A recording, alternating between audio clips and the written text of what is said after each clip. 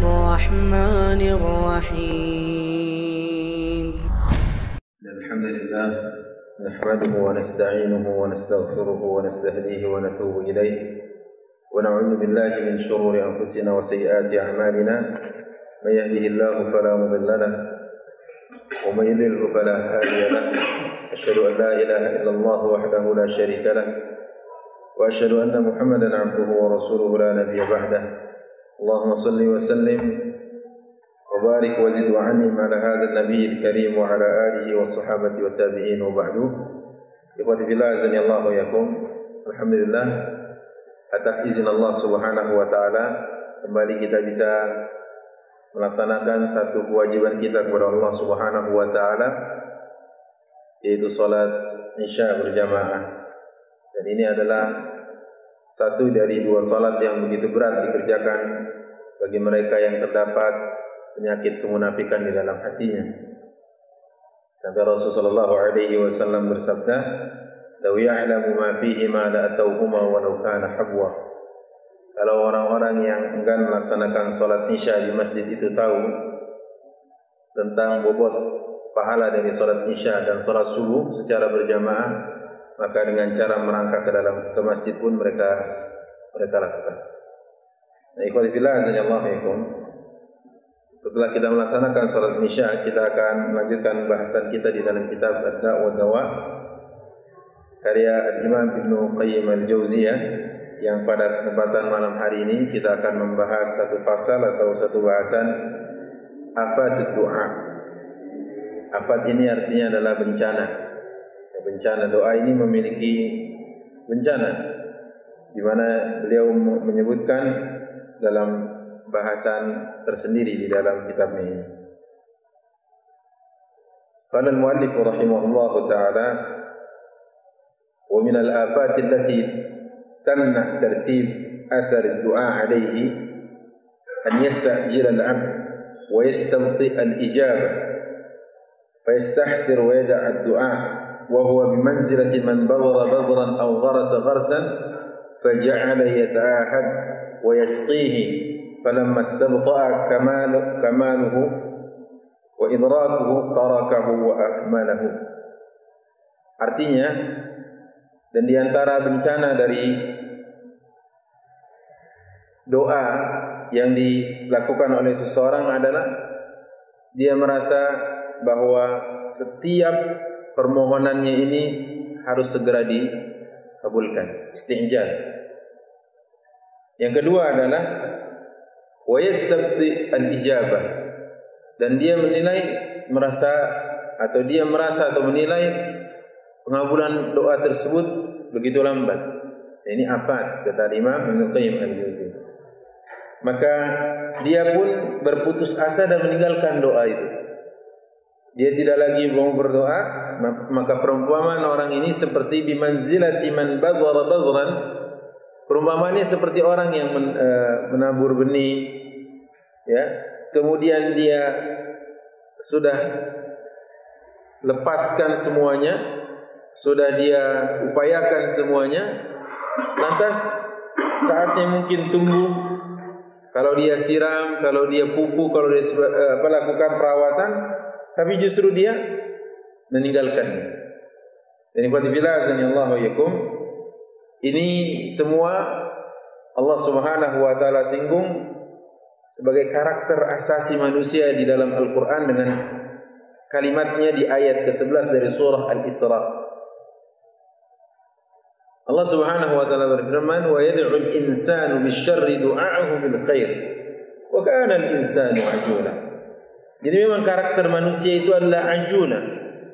Bukan cuma ajil atau musta'jil, tapi ajun, yaitu sukanya buru-buru, senangnya tergesa-gesa.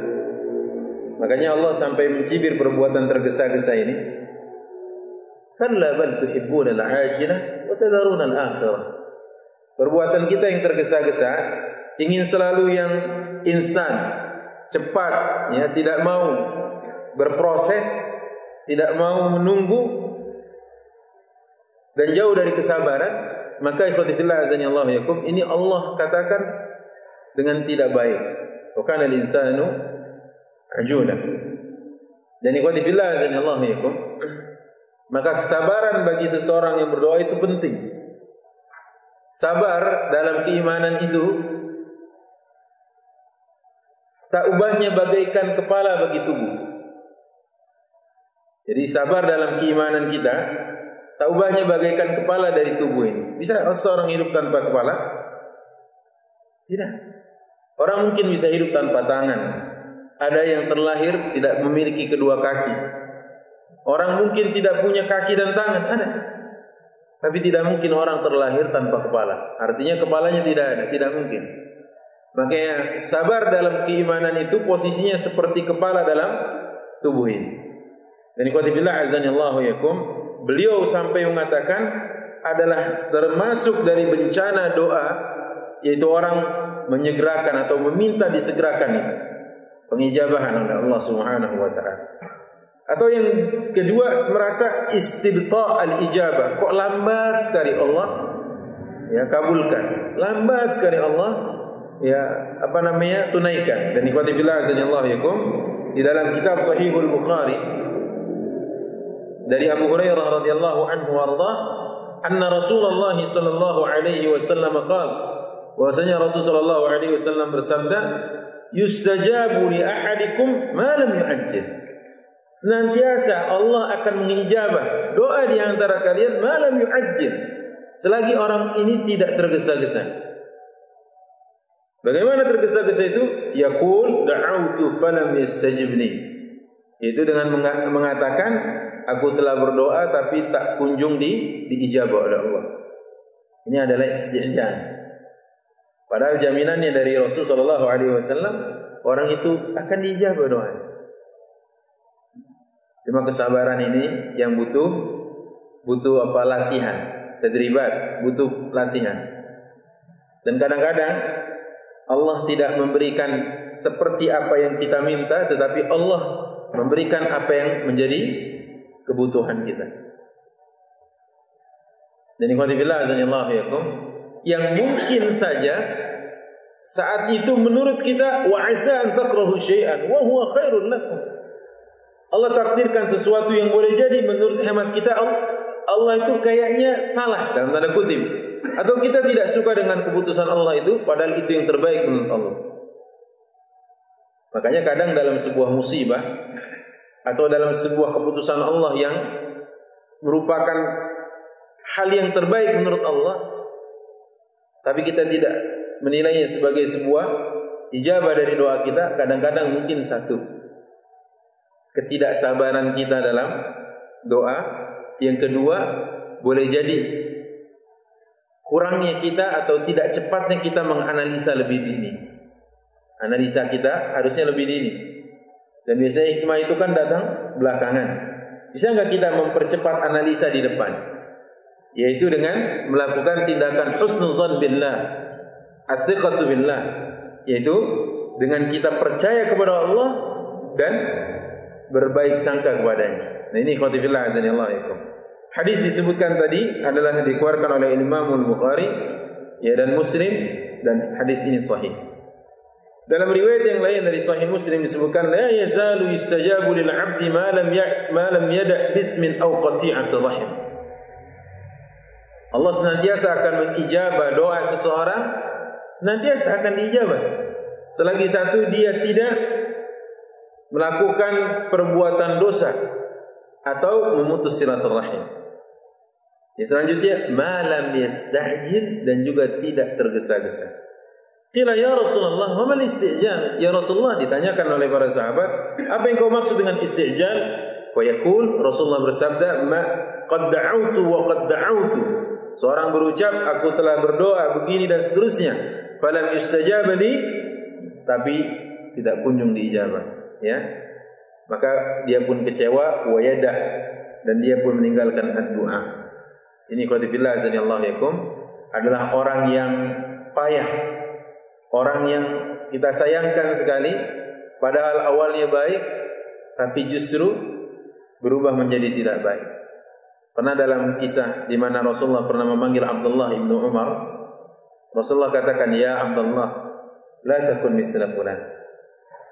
Wahai Abdullah, hendaknya kamu jangan seperti si fulan ya, kata Rasulullah. Kenapa demikian? Karena yaqumu minal laili fatarakahu. Dulu gemar bangun malam. Dulu sering salat tahajud. Kemudian fatarakahu, sekarang ditinggalkan. Boleh jadi karena apa tadi? Putus asa. Boleh jadi karena istijal tadi. Makanya Abdullah ibnu Umar radhiyallahu anhu diingatkan oleh Rasulullah, jangan kayak si fulan. Kenapa? Karena yaqumu minal lail, dulu sering bangun malam. Fatarakahu, kemudian sekarang ditinggalkan.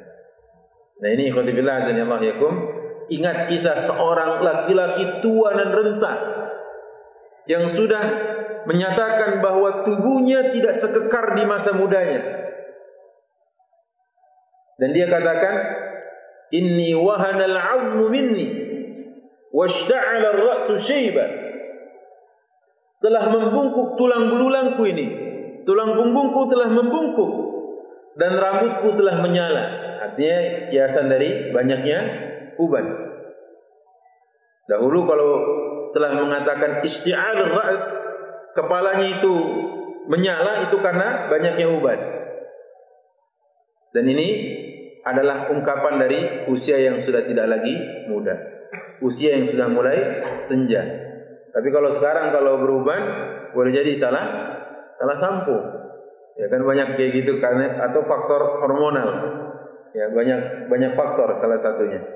Nah, ingat-ingat apa yang diucapkan oleh laki-laki tua dan renta yang tidak pernah berputus asa kepada Allah dalam doanya. Rabb, kata dia, Rabbi inni wahana al-'azmu minni washta'ala ar-ra'su shayba. Tulang punggungku sudah mulai membungkuk dan rambutku sudah mulai memutih. Tapi walam akum bidu'aika rabbi syaqiyya. Tapi tidak pernah aku berputus asa untuk berdoa, senantiasa berdoa kepadamu. Lihat ucapan Zakaria yang konon tatkala dia mengucapkan ini usianya sudah 90 tahun. Insyaallah ya. Walam akum bidu'aika rabbi syaqiyya. Kalimat ini yang harus dikasih garis bawah ini. Aku tidak pernah berputus asa dari berdoa kepada Allahu Akbar. Sudah berapa puluh tahun kita berdoa kepada Allah? Ya. Ada yang baru sekian hari, ada yang baru sekian pekan, ada yang baru sekian bulan. Kemudian ngambek, mutung, tinggalin ibadah kepada Allah. Buruk sekali perangai itu. Ya. Dan dia katakan ini, kakek tua ini, yarisuni wa yarisu min ali Yaqub. Kenapa aku minta untuk menganugerahkan anak keturunan agar tidak ada kekosongan, artinya ada pewaris-pewaris setelahku. Tetap optimis dalam doa, penting. Antum kalau baca kisah bagaimana Rasulullah meminta dalam doanya, seakan mendesak Allah. Seakan mendesak Allah. Terutama dalam perang Badar. Rasulullah sampai berdoa, Allahumma illam tansur hadhihi al-isabah falam tu'bad ba'da al-yawmi in syi'ta abada. Wa fi riwayatin, Allahumma in tahlik hadhihi al-isabah falam tu'bad ba'da al-yawmi in syi'ta abada. Ya Allah, jika Engkau tidak tolong kami, jika Engkau tidak menangkan kelompokmu hari ini, maka setelah hari ini tidak akan ada lagi yang menyembahmu ya Allah. Ini mendesak enggak ini? Mendesak Allah ini ya. Tapi masuk akal Pak. Ya hadirin a'azani Allah. Ini doa Rasulullah masuk akal. Jangan sampai ada seorang berdoa, Ustaz gimana? Ada pertanyaan diajukan ke anak waktu anak ngisi kajian di daerah Tebet itu. Ustaz boleh enggak kita juga berdoa macam doa Rasulullah tadi? Ya Allah, jika Engkau tidak luluskan anakku dalam SMPTN itu, maka aku tidak akan lagi sholat kepadamu. Anda katakan, man anta? Emang ente siapa? Berdoa kayak gitu. Ente enggak sholat, kami siap menyolatkan ente. Kaget ya. Gitu setia. Rasul tatkala berdoa seperti itu ma'qul, masuk akal sekali. Sebab tatkala Rasulullah terbunuh, para sahabatnya habis, binasa, man ya'budullaha ala wajhil ard? Siapa yang akan menyembah Allah setelah itu? Dan perang Badar adalah perang pertama yang dilakoni Rasul sallallahu alaihi wasallam. Jika risalah ini belum rampung dan Rasulnya telah terbunuh, siapa yang akan memangku risalah? Masuk akal. Tapi kalau kita berdoa dengan doa kayak gitu, man anta wa man nahnu? Siapa kita doa macam begitu ya? Makanya kalau Rasulullah berdoa sampai sungguh-sungguh ini, sorbannya disebutkan dalam sirah, dalam sejarah sampai terjatuh. Sorban Rasulullah saking sungguhnya berdoa, Allahumma intahlik hadhihi al-isabah falam tu'bad ba'da al-yawmi in syi'ta abada. Maka Abu Bakar di belakangnya mengatakan, ya Rasulullah, kafaka munasyadat rabbik. Wahai Rasul, cukuplah desakanmu dalam doamu kepada Rabbmu. Cukup ya Rasul, karena Rasul ngedesak ini dalam doanya. Maka setelah Allah mengabulkan doanya, apa katanya? Kata Rasul sallallahu alaihi wasallam, "Abshiru." Bergembiralah. Ini kalimatnya bergembiralah, kalimat atau kabar baik dari Rasulullah.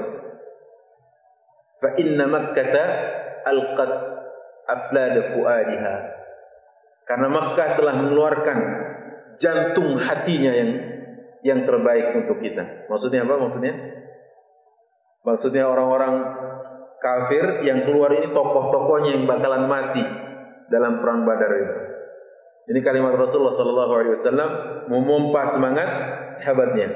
Dalam riwayat lagi Rasulullah mengatakan, "Siru wa abshiru fa inna Jibril ataakum." Berjalanlah, bergeraklah dan bergembiralah karena Jibril datang untuk kalian, membela kalian. Insyaallah ya. Ini kesungguhan doa Rasulullah sallallahu alaihi wasallam. Dan makanya apa? Kita malu kalau doa itu pengennya buru-buru gitu ya. Tapi Ustaz, kan itu sunnah Rasul. Rasulullah mendesak Allah. Kita katakan Rasulullah mendesak Allah, tapi lihat juga bagaimana ibadah Rasul kepada Allah Rabbul Izzati wal Jalal. Kita ibadah acak-acakan. Sekalinya datang kepada Allah karena proyek macet. Pantas enggak kira-kira kemudian kita mau mendesak Allah agar disegerakan? Ya. Aina adabuna nahwa Allah. Mana adab kita kepada Allah Subhanahu wa taala? Ini ya ikhwatillah. Kemudian disebutkan dalam Musnad Ahmad dari Anas bin Malik, disebutkan dari Rasulullah sallallahu alaihi wasallam, la yazalu al-'abdu bi khairin ma lam yasta'jil.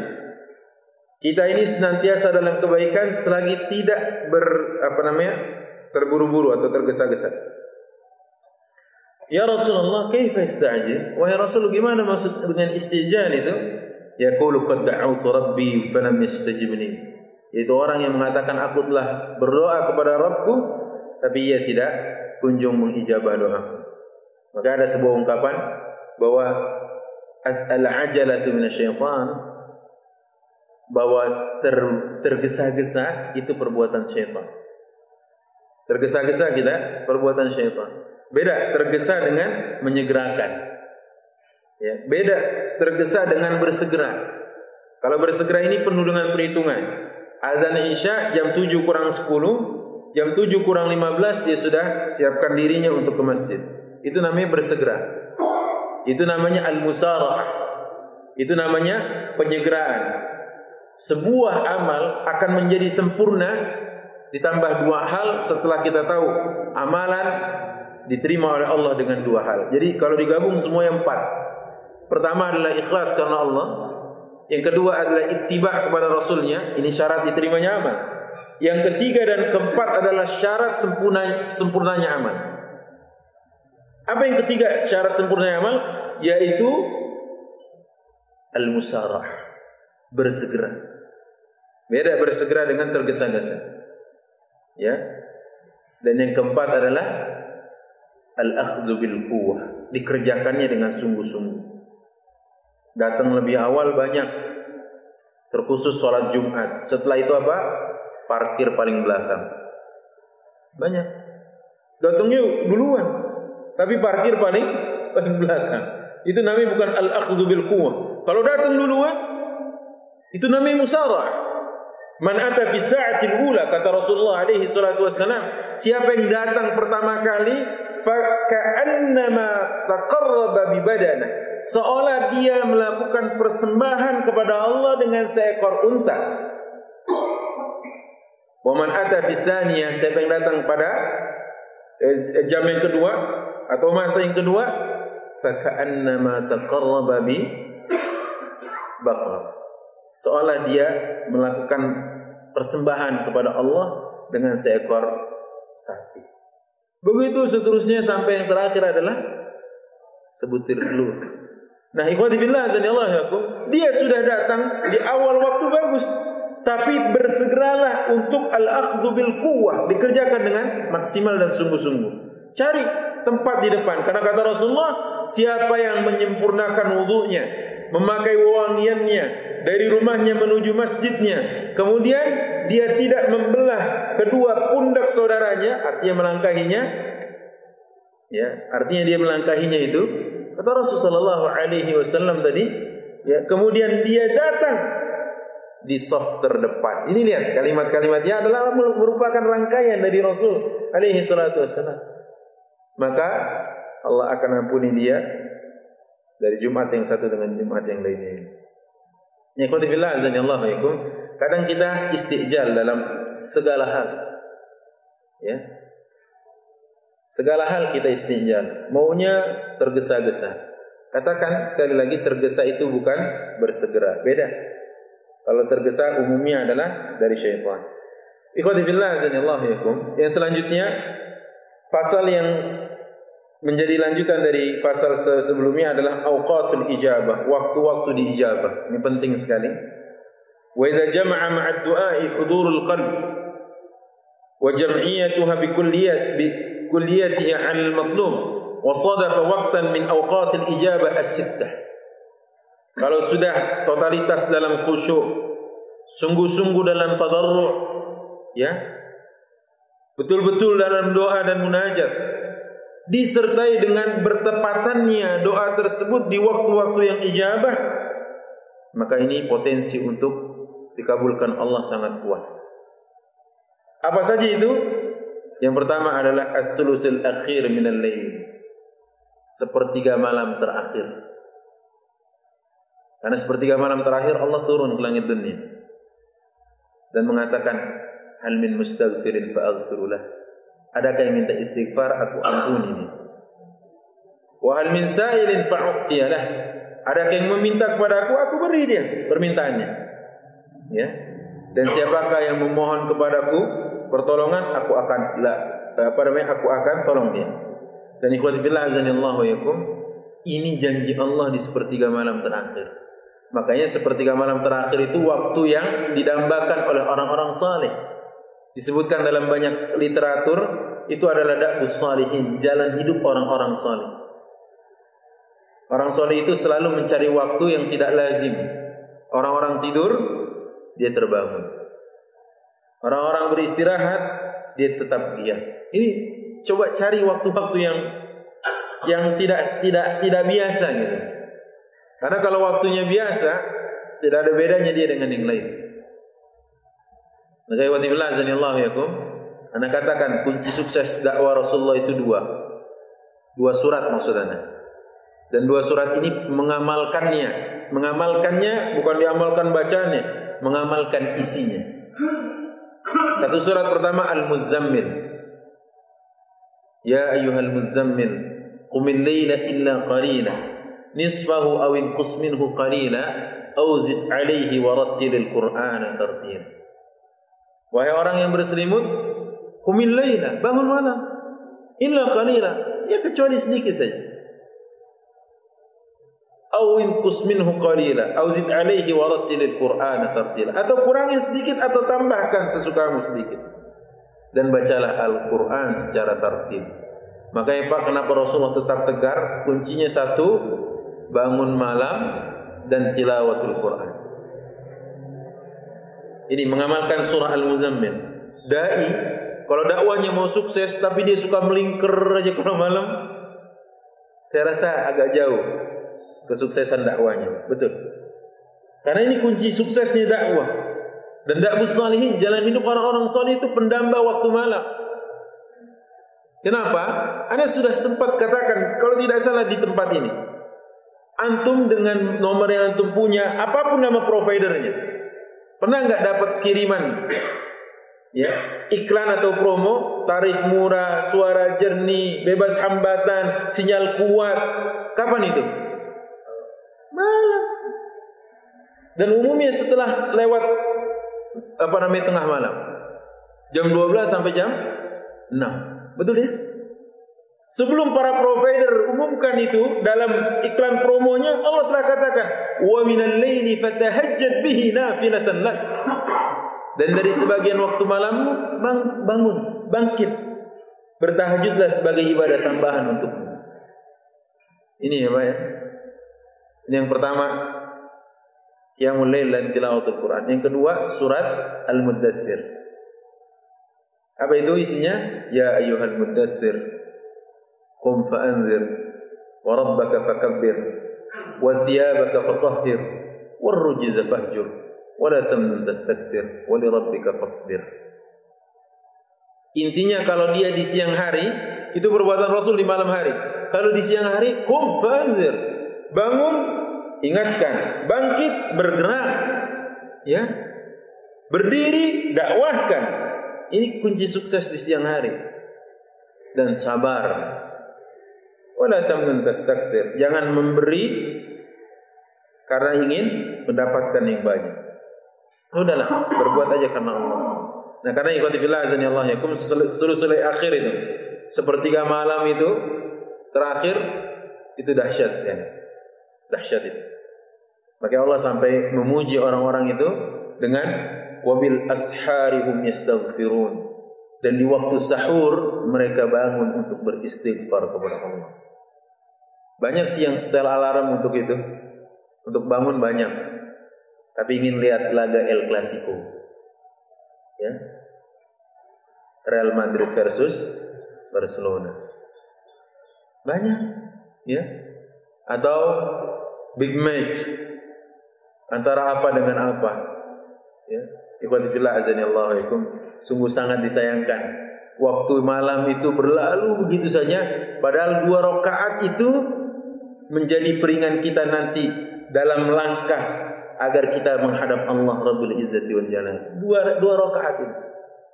Ya, baik. Selanjutnya ikhwati fillah, wa indal adzan, saat azan itu waktu ijabah, maka yang lagi azan jangan sibuk main apa? Handphone.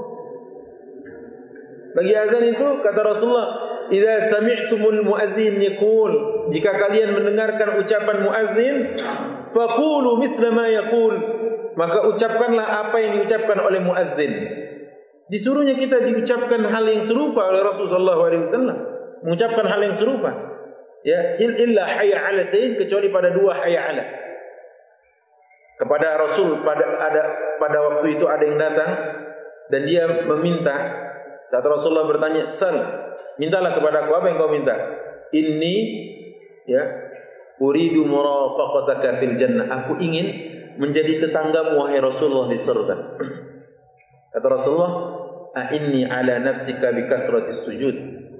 Dalam riwayat, "A'inni ala nafsika bi kasratis shalah." Tolong aku dengan kau perbanyak baca selawat kepadaku. Ya, itu yang ada setelah azan, baca salawat untuk Rasulullah, ya, dan mintalah wasilah untuk beliau dan syafaat nanti di akhirat. Kemudian wa bainal adzani wal iqamah, antara azan dan iqamah itu sendiri sekarang. Tadi kan yang azan, sekarang antara azan, lepas azan dan sampai iqamah. Ini kerap banyak kita tidak tahu waktu ini begitu dahsyat sebagai doa yang kita patut panjatkan ke Allah Rabbul Izzati wal Jalal. Jangan sampai terbuang begitu aja. Ya, waktu azan kira-kira jedanya 5-10 menit, manfaatkan betul. Kalau mau sholat sunnah qabliyah silakan, tapi setelah itu lanjutkan dengan berdoa. Wa idbar salawatil maktubah, dan di penghujung dari sholat-sholat kita 5 waktu yang wajib itu. Makanya Rasul pernah mengambil tangan Muaz dan mengatakan, "Ya Muaz, wallahi inni la uhibbuk." Demi Allah, aku mencintaimu wahai Muaz. Boleh Pak kita bilang gitu kepada saudara kita? Asal yang sejenis. Kalau gitu Ustaz, ini Suka sama jenis dong? Bukan itu maksudnya. Yaitu mahabbah fillah. Kita katakan uhibbuka fillah. Sebab kalau kita katakan ini kepada akhwat, uhibbuki fillah, dahsyat kali. Ya, bisa-bisa nggak bisa tidur dia semalaman. Tadi Ustaz Ridwan ngomong apa tadi? Itu enggak dicari-cari tahu. Akhi, ukhti artinya uhibbuki fillah apa ya? Bahaya. Nah, ikhwati billah azanillahu yakum. Di saat waktu dubur kulli shalah, Rasul bilang kepada Mu'adz, "Inni la uhibbuk." Aku sayang kepadamu karena Allah. Ya Mu'adz, la tada'anna dubura kulli shalah. Jangan kau tinggalkan sekali-kali di penghujung dari salat 5 waktumu. Antakul, dari engkau berdoa, Allahumma a'inni ala dzikrika wa syukrika wa husni ibadatik. Ya Allah, tolonglah aku untuk senantiasa mengingatmu, ya, dan mensyukuri segala nikmatmu dan melakukan persembahan terbaik dalam ibadah kepadamu. Ini yang kita butuhkan dalam hidup. Senantiasa mengingat Allah, mensyukuri nikmatnya, ya, maksimal dan dalam ibadah. Intinya itu, Pak, ya. Kemudian wa inda su'udil imam yaumal jum'ati 'ala al-mimbar hatta taqdiya as-salah min dzalikal yaum. Yaitu sejak imam duduk di mimbarnya sampai selesai salat Jumat berakhir. Ini kadang-kadang apa? Luput dari kita kesempatan ini. Sampai ada cerita yang ya mungkin saja ini lelucon, tapi kalau dilihat ada nyatanya, Pak. Begitu dia selesai sholat, dia tanya, di sini masjid ini mazhabnya mazhab apa ya, Pak? Loh, kenapa? Kok sholat Jumat enggak terdengar khutbah di sini? Ya, sampean tidur mas tadinya. Jadi enggak tahu kalau dia ada khotib naik di atas mimbar memberikan mau'izah, memberikan ujangan nasihat karena dia tidur. Datang boleh pertama, dari sejak dia datang parkir paling belakang menjamkan mata. Maka ikhwatillah azanillahu yakum, salah sekali orang yang mengerjakan itu. Rugi karena apa? Pertama, dia tidak mendapatkan nasihat berharga dalam khutbah Jumat itu. Yang kedua, kedatangannya dalam rangka Jumat tadi hanya untuk tidur, ya. Khawatirnya adalah bernilai sia-sia. Khawatirnya. Ya, kenapa? Karena banyak perbuatan yang dikerjakan oleh seorang pada saat imam naik ke atas mimbarnya. Kata Rasulullah, "Idza qulta li sahibika yaumal jum'ati wal imamu yakhthub, amsit faqad laghawta." Jika engkau berkata kepada saudaramu di saat imam sedang naik di atas mimbarnya, diam, atau diam, atau apapun yang mengindikasikan orang itu tidak boleh ngomong, maka engkau telah berbuat sia-sia. Insyaallah. Ya. Selanjutnya ikhwati billah, wa akhir sa'atin ba'dal asri, dan penghujung waktu siang hari di waktu setelah salat asar. Mau tahu Pak kenapa ini begitu istimewa? Karena terjadinya pergantian shift 2 malaikat. Ya. Nanti kalau antum buka dalam kitab Al-Adabul Mufrad, Imam Bukhari mencantumkan satu hadis di mana disebutkan malaikat itu senantiasa melaporkan kepada Allah perbuatan hamba Allah Subhanahu wa taala, dan Allah akan mengampuni di setiap hari Senin dosa-dosa kita, dan di hari Kamis, dan di setiap hari itu juga ba'da asar naik amalan kita ke Allah Subhanahu wa taala. Dan Allah akan mengabulkannya dan mengganjarnya dengan pahala, kecuali satu yang masih punya sangkutan, masih sempat selek, masih ya terjadi gesekan dengan saudaranya. Allah pending dulu ini. Makanya ba'da asar istimewa sebagaimana sebelum subuh. Waktu sebelum subuh, inna Qur'anal fajri kana mashhuda. Waktu fajar itu adalah waktu yang disaksikan oleh malaikat. Pertama malaikat subuh yang aplus untuk siang hari sampai sore, dan malaikat sore yang pamit naik, ya, meninggalkan tugasnya bergantian dengan malaikat yang tadi berjaga. Makanya dua waktu ini juga Rasul sallallahu alaihi wasallam menjamin barang siapa yang menjaga salat di dua waktu yang adem, dua waktu yang sejuk, kata Rasulullah, adman lahul jannah, aku jamin baginya surga. Salat bardain ini adalah salat fajar dan salat asar.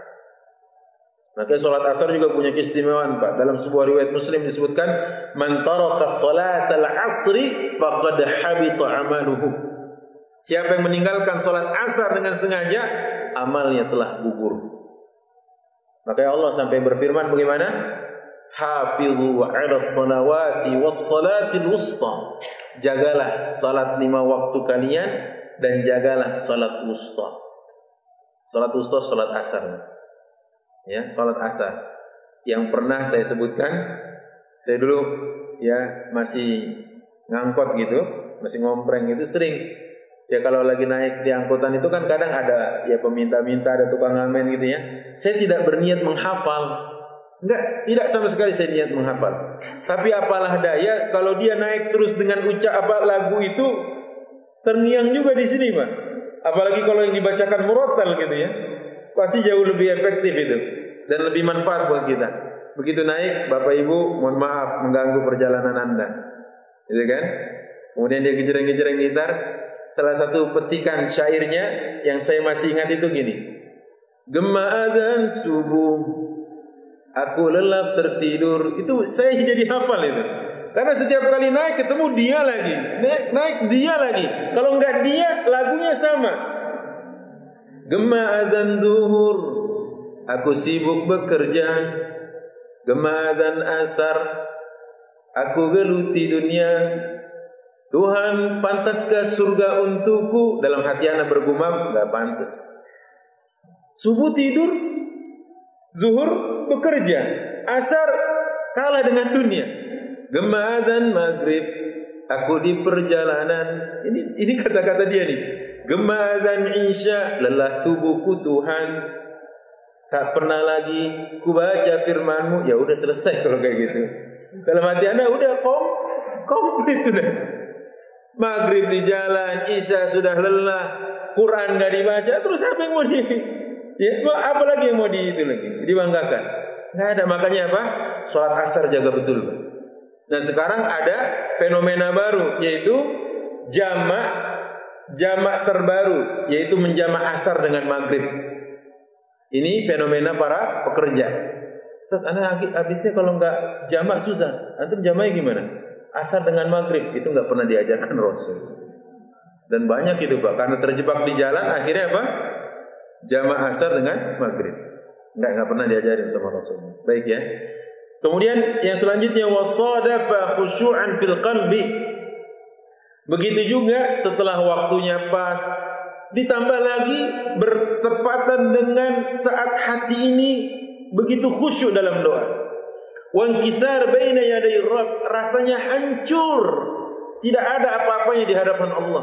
Kecil kita di hadapan Allah, wa dzullan lahu wa tadarruan wa riddah. Kayaknya kita memang tidak kuasa apa-apa di hadapan Allah. Ini adalah potensi untuk ijabahnya besar sekali. Wastaqbalal qiblah. Jadi doa itu salah satunya potensi untuk diijabahnya memanfaatkan 6 waktu yang diijabah.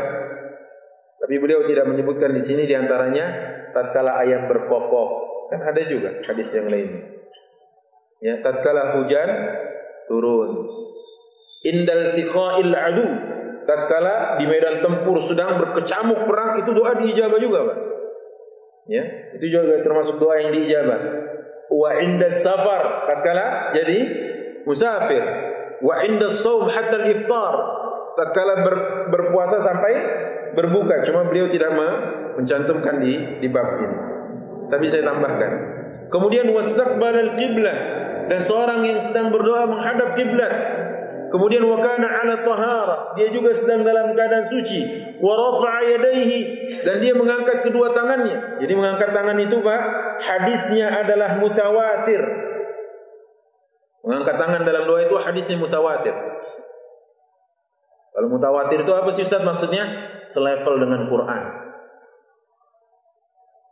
mengangkat tangan dalam doa. Hanya kadang cara ngangkatnya beda-beda. Kalau Jumatan ngangkatnya gini. Ya. Tapi kalau yang lainnya ngangkatnya gini. Rasulullah sampai hatta yura bayadha ibti, sampai terlihat putih ketiak Rasulullah. Kalau doa Rasulullah gini, Pak. Enggak kayak kita gini. Kita gini nih, apa maksudnya ini? Nutup mulut atau apa? Saya juga enggak ngerti. Rasulullah kalau doa gini, Pak. Hatta yura bayadha ibti, sampai terlihat putih ketiak Rasulullah.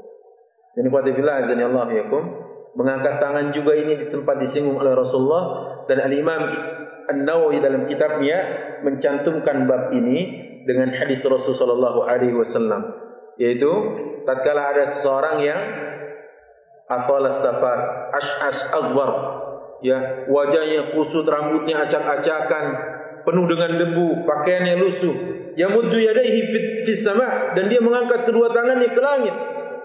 Ini berarti apa? Kata para ulama, di antaranya Al-Imam Ibnu Rajab Al-Hambali dalam kitabnya Jami'ul Ulum wal Hikam mengatakan salah satu sebab atau alasan doa kita diijabah adalah berpenampilan sederhana. Seperti tadi. Kemudian mengutarakan kelemahan kita, seperti ungkapannya Zakaria. Jangan sombong dalam doa. Doa itu gini, ya Allah, kalau engkau mau silakan, kalau enggak udah. Itu enggak boleh. Ya, Allahumma gfirli in syi'ta. Itu juga enggak beretika sama Allah. Sama Allah enggak beretika kayak gitu. Nah, yang selanjutnya adalah dia mengangkat dan mengadakan tangannya ke langit. Ini ada kata Al-Imam Ibnu Rajab Al-Hambali. Makanya kita berdoa, Pak, angkat tangan itu. Nah, yang selanjutnya wa bada'a bihamdillahi was sana' alaihi. Doa kita kalau mau diijabah, mulailah dengan muqaddimah. Ada enggak orang tiba-tiba bilang gini, "Ana pinjam duit aja." Syukur kalau dia kenal dan tetanggaan atau satu klaster. Kalau enggak tiba-tiba ada yang datang, "Ustaz, ana bisa pinjam duit." Belum kenal, la salam wala kalam wala ta'am. Ya, enggak ada salam, enggak ada ucapan, enggak ada basa-basi, enggak ada segalanya. Tiba-tiba langsung nodong. Beretika enggak sama manusia? Sama kita aja enggak beretika. Coba Bapak yang pernah terlibat dalam pembuatan proposal, gimana Pak? Ya, dengan ini kami sampaikan, kasih tahu dulu. Ya, di depannya diangkat dulu kepada Bapak, semoga Bapak yang Bapak dan keluarga dalam lindungan Allah Subhanahu wa taala, ya, barakallahu fiik dan sebagainya. Doa ya banyaklah. Baru intinya di tengah. Intinya di tengah. Makanya Pak, kalau orang berdoa itu juga lihat sikon lah, sebagaimana orang kalau mau ngutang, ya sikon dulu. Ini yang kita mau utangin kira-kira pas enggak situasinya. Kalau enggak pas, jangan lagi mau ngomong. Belum ngomong suruh bilang gini, bilang Bapak enggak ada. Kenapa? Kita udah tahu nih, orang datang di timing yang kurang tepat gitu. Sama Pak, ke Allah pun juga harus ada etika dan adabnya. Kita bilang dulu, Allah alhamdulillah ya. Ya Allah, segala puji bagimu. Diungkapkan dulu pujian kepada Allah Subhanahu wa taala. Dan kalau sudah semuanya, kemudian dilanjutkan dengan salawat kepada Rasul. Sahabat ada yang bertanya, ya Rasulullah, bagaimana kalau aku jadikan 1/10 dari doaku adalah salawat untukmu? Silakan. Kalau 1/8, silakan. Kalau 1/6, silakan. Makin terus makin. Ya Rasulullah, kalau semuanya adalah salawat kepadamu, silakan, kata Rasulullah sallallahu alaihi wasallam. Makanya adab kita setelah alhamdulillah rabbil alamin, hamdan syakirin atau apapun namanya, kemudian Allahumma shalli wa sallim ala Muhammad wa ala ali Muhammad wa shalli ta'ala Ibrahim wa ala ali Ibrahim, atau membaca salawat yang ma'tsur yang ada sanad riwayatnya jelas dari Rasul sallallahu alaihi wasallam. Ini potensi diijabah pada doa. Kemudian apa? Tsumma qaddima baina yaday hajatihi taubah wal istighfar. Sebutkan dulu dalam isinya, di permukaan isinya, di pemulaan isinya itu bilang gini, Allahumma ighfir li dzunubi waghfir li khati'ati. Bilang, ya Allah ampuni dosaku dan khilafku serta salahku. Ngaku dulu kita ini pendosa. Katakan dulu kita ini bergelimang maksiat. Beritahukan dulu bahwa kita ini orang yang lalai. Kasih tahu dulu semuanya.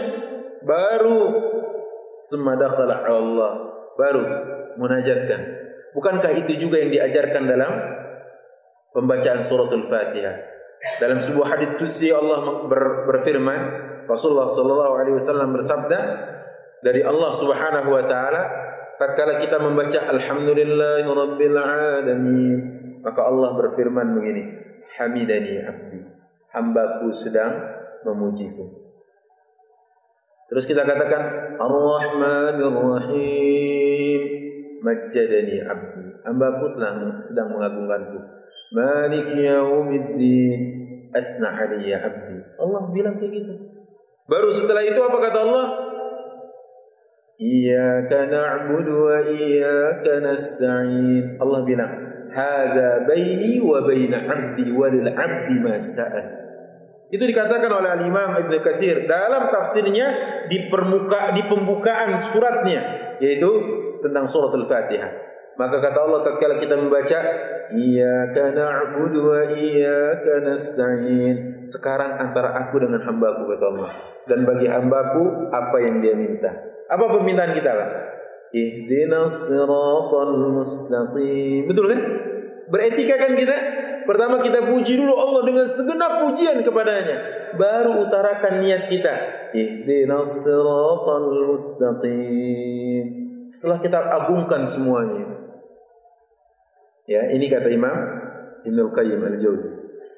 Kemudian wa alaha alaihi fil mas'alah, ngemis, merengek di hadapan Allah. Merengek betul. Sebagaimana rengekan kita kepada orang tua kita. Kemudian wada'ahu raghbatan wa rahbatan wa tawassala ilaihi bi asma'ihi wa sifatihi wa tauhid. Setelah itu isi doa kita dengan hal-hal yang bersifat raghbah atau rahbah, harapan dan rasa takut. Harus seimbang ini. Jangan berdoa kayak gini, ya Allah, jika ibadahku karena mengharap surgamu, maka harapkan aku masuk surgamu. Namun jika ibadahku juga karena takut akan nerakamu, masukkan aku ke dalam nerakamu. Ini doa menyelisih doa Rasulullah. Rasulullah aja berdoa apa? Allahumma inni as'aluka ridhaka wal jannah wa a'udzubika min sakhatika wan nar. Rasulullah juga berdoa, Allahumma inni as'alukal jannah wa ma yuqarribuha ilaiha. Ya Allah, aku meminta kepadamu surga, dan aku juga meminta kepadamu hal-hal yang bisa mendekatkanku ke surga, baik berupa ucapan maupun perbuatan, min qaulin wa amal. Dan doa kita juga tahu dalam Al-Quran, wa minhum man yaqulu rabbana atina fid dunya hasanah wa fil akhirati hasanah wa qina adzabannar. Rasulullah juga memotivasi kita agar kita meminta kepada Allah dan berlindung dari sengat panas neraka. Ittaqun nar, kata Rasulullah, takutlah kalian akan neraka, berlindunglah darinya, walau bisyiqqit tamrah, sekalipun dengan sepotong kurma. Kalau ada orang berdoa, ya Allah, kalau ibadahku karena takut neraka-Mu, masukkan aku ke dalamnya. Ini gimana? Ya, pertama bertentangan dengan hadis-hadis dan ayat Quran. Yang kedua bertentangan dengan akal. Karena Allah memotivasi agar kita apa? Masuk surga. Dan Allah tidak ingin kita masuk neraka. Kok dia malah justru berdoa dengan doa yang agak sedikit berbeda gitu ya. Nah, selanjutnya yang qatibillah, wa qaddama baina yaday du'ahi shadaqah. Dan juga hendaknya bagi orang yang ingin doanya diijabah, dia menyela-nyela dengan mempercepat tiket di ijabahnya doa itu dengan banyak sedekah. Banyak sedekah.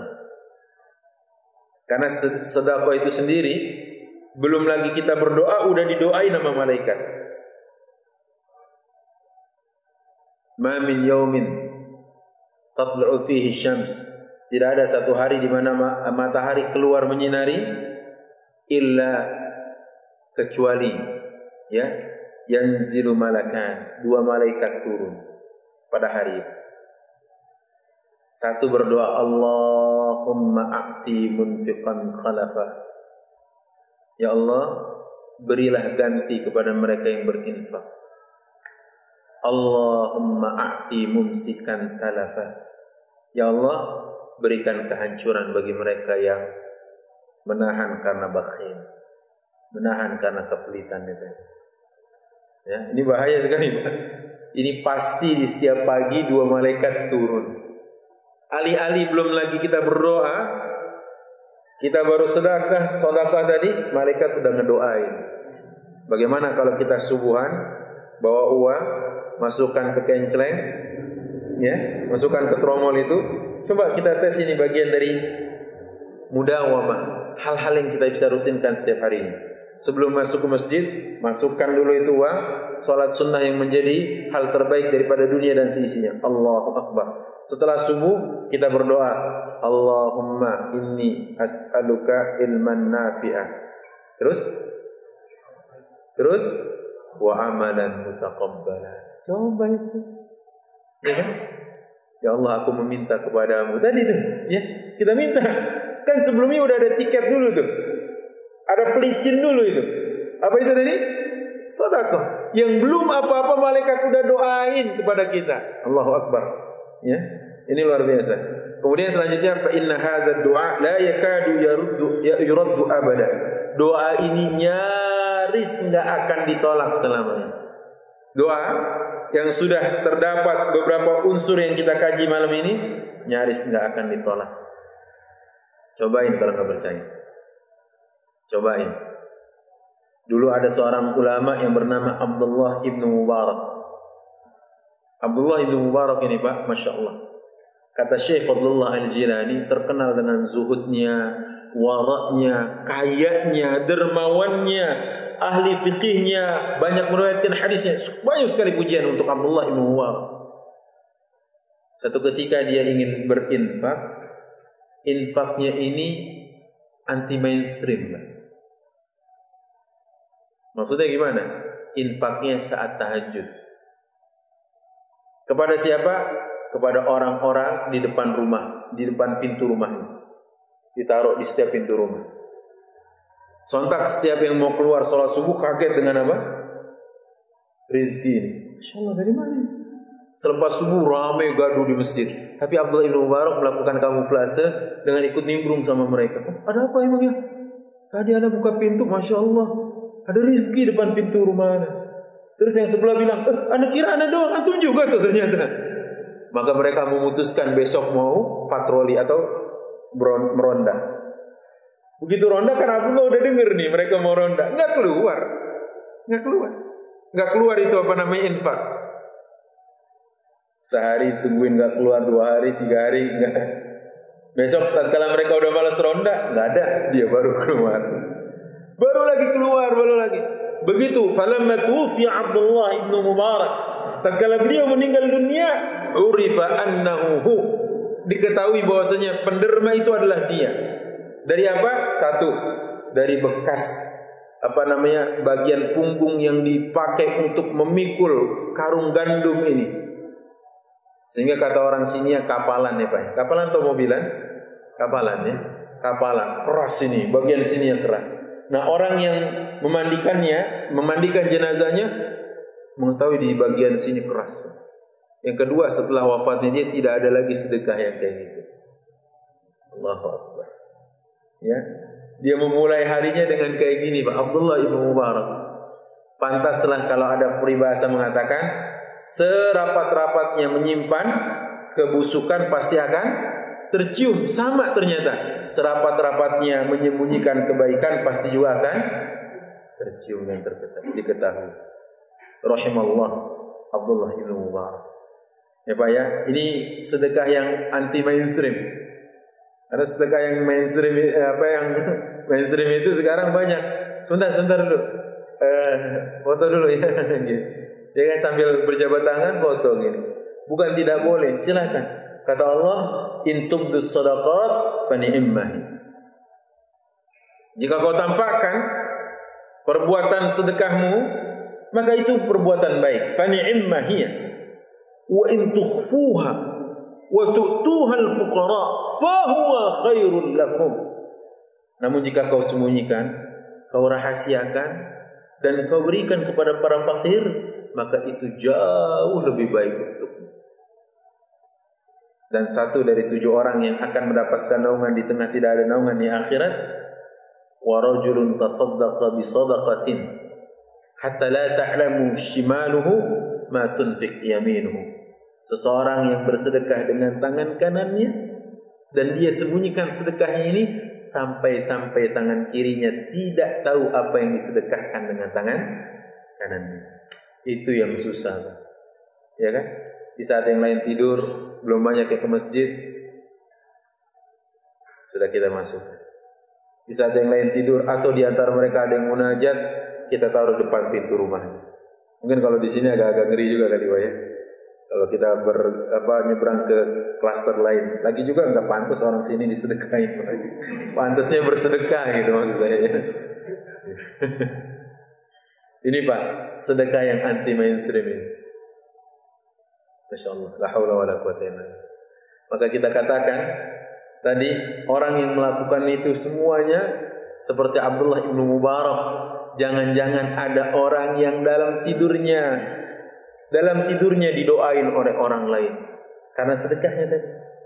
Ini dikatakan oleh Imam Ibnu Qayyim Al-Jauziyah. Mungkin di antara kita ada yang sedang didoakan oleh orang lain yang menikmati hasil sedekahnya padahal dia sedang terlelap dalam tidurnya. Ya Pak ya, kita sedekah kepada fakir miskin, mensyukuri nikmat ini, kemudian dia bermunajat dalam doa terbaiknya dikatakan, ya Allah ampuni dosa, segala dosa, pemberi manfaat untuk diri. Ya Allah berikan berkah kepada keluarganya, karirnya, usahanya dan sebagainya. Di antara kita yang tidur dalam lelapnya, banyak orang yang munajat dalam doanya mendoakan kita semua. Aku qouli hadza wa astaghfirullah li wa lakum. Sampai di sini dulu kajian kita. Kalau ada yang mau ditanyakan dipersilahkan. Tapi kalau tidak ada itu yang ana harapkan. Baik, ada yang mau ditanyakan, silakan. Tidak keluar dari tema kita, yaitu afat ad-du'a, ya bencana doa. Satu lagi adalah awqatul ijabah, waktu-waktu yang berpotensi diijabahnya sebuah doa. Baik, ada? Kalau tidak ada kita sudah. Assalamualaikum warahmatullahi wabarakatuh.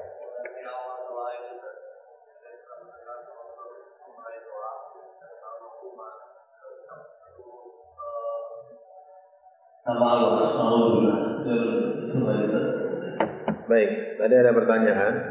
Kaum ibu di belakang mungkin belum mendengar karena sebelum pakai mic. Kalau kita berdoa dengan kalimat Allahumma, Ustaz, apakah itu sudah mencakup segala pujian seperti yang diucapkan dalam kajian ini? Kita katakan ada benarnya, tetapi belum sampai kepada tingkat selanjutnya itu mengucapkan salawat. Ya kan gitu tadi. Karena Allahumma ini artinya ya Allah ya Tuhan kami. Dan kalimat Allahumma terdapat lafzul jalalah, yaitu Allah. Dan tidak ada lafaz yang paling agung dari asma'nya Allah kecuali lafaz ini, kalimat Allah. Lafaz Allah itu tadi adalah lafaz yang paling agung. Lafaz Allah tadi. Dan ikhwati fillah, ada seorang sahabat yang berdoa. Dalam doanya dia mengatakan gini, Allahumma antallah, la ilaha illa anta, antal ahadus samad, alladzi lam yalid wa lam yulad wa lam yakul lahu kufuwan ahad. Maka kata Rasulullah mengomentari doa orang ini tadi, ya Allah, Engkaulah Allah, satu-satunya ilah, tiada ilah yang patut disembah kecuali Engkau. Engkau tempat bergantung, ya, dan Engkau tidak pernah dilahirkan dan melahirkan, dan tidak ada sekutu yang sepadan denganmu. Maka kata Rasulullah, laqad da'allaha bismihil a'zam. Orang ini telah berdoa dengan namanya Allah yang paling mulia. Alladzi idza da'ahu ajab. Yang mana kalau orang berdoa dengan menggunakan lafaz ini, dia diijabah. Itu kata Rasulullah. Makanya boleh Pak kita memulai doa kita dengan kalimat tadi, Allahumma antallah al-ahadus samad, alladzi lam yalid wa lam yulad wa lam yakul lahu kufuwan. Itu kan selebihnya udah hafal kita ya Pak ya. Tinggal depannya aja kita ganti Allahumma antallah al-ahadus samad. Gitu aja. Ya, maka itu juga bagian dari lafaz jalalah yang Allah perintahkan kita untuk berdoa dengan menggunakan asma-Nya. Walillahil asmaul husna fad'uuhu biha. Maka Allah memiliki nama-nama yang baik-baik dan mulia, maka berdoalah kalian dengan menggunakan nama tersebut. Ini penting bagi kita karena berdoa dengan melibatkan asma Allah, menggunakan asma Allah adalah salah satu cara mempercepat doa itu diijabah. Tapi jangan cuma bilang gini, ya Razzaq, ya Razzaq, ya Razzaq, ya Razzaq, ya Razzaq, ya Razzaq, ya Razzaq. Terus mau ngapain?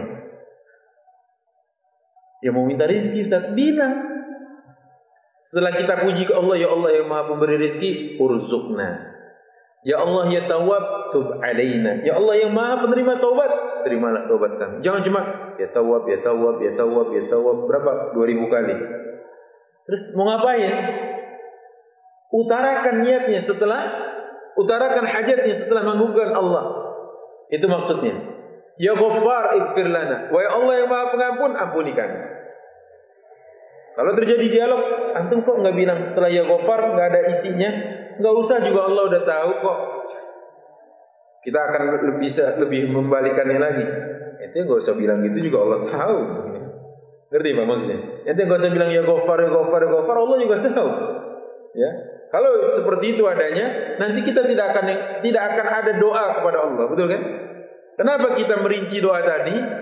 Karena memang berkesesuaian dengan asma-Nya. Jangan malah bilang gini, ya Allah ya Qahhar, ya Jabbar, ultuf bina. Ya Allah yang Maha Pemaksa, yang Maha Kuat, yang Maha Perkasa, lemah lembutlah kepadaku. Masa gitu? Itu enggak pas namanya ya. Karena likulli maqamin maqal, di setiap kondisi ada ucapan yang patut dan setiap ucapan ada tempat yang pas. Gitu ya Pak ya. Jadi makanya kalau minta ampunan ya pakai asmanya yang Maha Pengampun. Minta pertobatan pakai asmanya yang Maha Penerima taubat. Gitu ya Pak. Allahu a'lam bishawab. Baik, ada lagi? Silakan. Sebentar Pak, mic situ.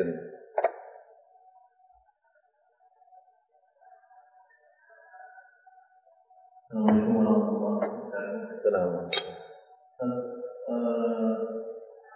Di khutbatul janazah Khutbatul hajah. Ya. Saya jadikan sebagai awal. Baik. Secara umum kalimat pujian itu boleh secara umum. Bahwa innal hamdalillah itu kan sama juga alhamdulillah. Hanya pakai penekanan titiknya adalah inna. Dan inna ini adalah salah satu min adawat taukid, salah satu perangkat dari perangkat penegasan. Sungguh segala puji itu milik Allah. Kalau Bapak mau baca alhamdulillah nahmaduhu wa nasta'inuhu wa nastaghfiruh wa natubu ilaihi wa na'udzu billahi min shururi anfusina wa sayyiati a'malina may yahdihillahu fala boleh. Ya. Boleh. Ya. Alhamdulillah alladzi bi ni'matihi tatimmus shalihat. Ya, boleh. Kan kita puji Allah dulu. Rasulullah sering begitu, mau ngomong sesuatu, Rasulullah pernah marah dengan sikap majikannya Barirah. Barirah ini adalah budak yang akhirnya diberdekakan oleh Aisyah. Rasulullah pernah marah karena sikap majikannya Barirah. Setelah Barirah dimerdekakan oleh Aisyah, tetap walaknya, loyalnya harus kepada majikan yang lama. Oh, itu nggak bisa kayak gitu. Ya loyalnya kepada yang memerdekakannya dong. Maka kata Rasulullah, setelah Rasulullah mengatakan, ya, alhamdulillah, ya, wassalatu wassalamu ala Rasulullah dan sebagainya sampai amma ba'du. Kata Rasulullah, ma balu aqwamin. Ini orang apa-apaan sih ini? Itu kalimatnya kira-kira gitu.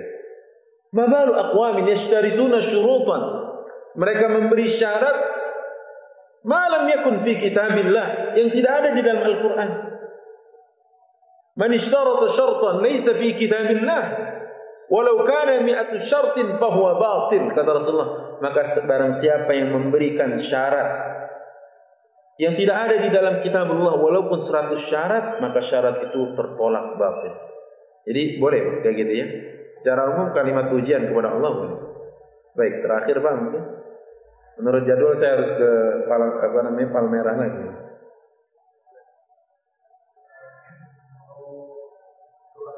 Ini Pak pakai aja dulu biar.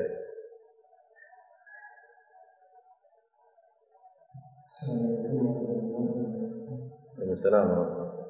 Kalau berdoa di salat itu kita kan biasanya semua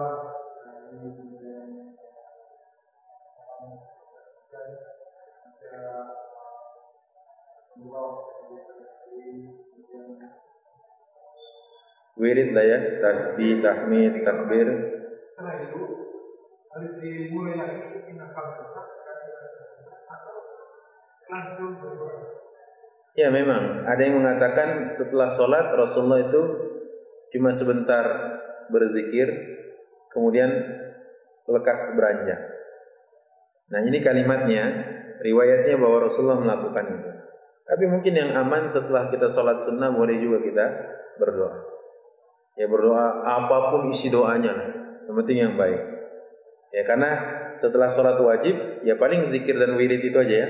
Astagfirullah, astagfirullah, astagfirullah ya dan sebagainya. Walaupun kita katakan di bab ini ya, di bab ini Imam Ibnu Qayyim tadi mengatakan salah satu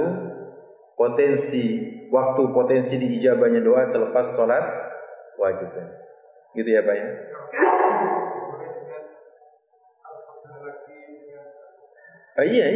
Iya Pak. Karena kan yang tadi di depan itu adalah wirid.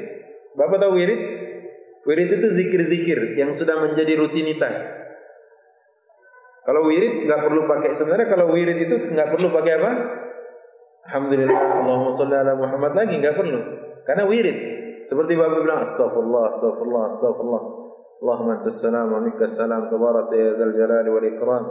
Allahumma la mani lima a'taita wa la mu'ti lima mana'ta wa la yanfa'u dzal jadd minkal jadd. Itu enggak pakai alhamdulillah kan? Itu kan wirid namanya. Wirid itu seperti zikir-zikir. Bapak kalau zikir kayak mau ke kamar mandi, Bapak pakai alhamdulillah wassalatu wassalamu ala rasulillah. Enggak? Gitu enggak? Enggak kan? Langsung aja Allahumma inni a'udzubika minal khubuthi wal khaba'ith. Gitu ya. Jadi kalau yang namanya wirid sudah jadi rutinitas biasa artinya. Termasuk doa mau bercampur dengan istri, enggak pakai alhamdulillah nahmaduhu wa nasta'inuhu. Lamaan juga Pak ya. Dan itu tidak ada tuntunannya juga. Ya, paling baca bismillah, Allahumma bismillah Allahumma jannibna syaitan wa jannib syaitan ma razaqtana. Jadi gitu Pak ya. Bedakan antara wirid zikir dengan doa. Allahu a'lam. Saya rasa begitu Pak. Insyaallah kita bertemu lagi 2 pekan yang akan datang. Semoga Allah memanjangkan usia kita dan menyehatkan kondisi badan kita. Subhanakallahumma wa bihamdika asyhadu an la ilaha illa anta astaghfiruka wa atubu ilaik. Assalamualaikum warahmatullahi wabarakatuh. Alhamdulillahi rabbil alamin.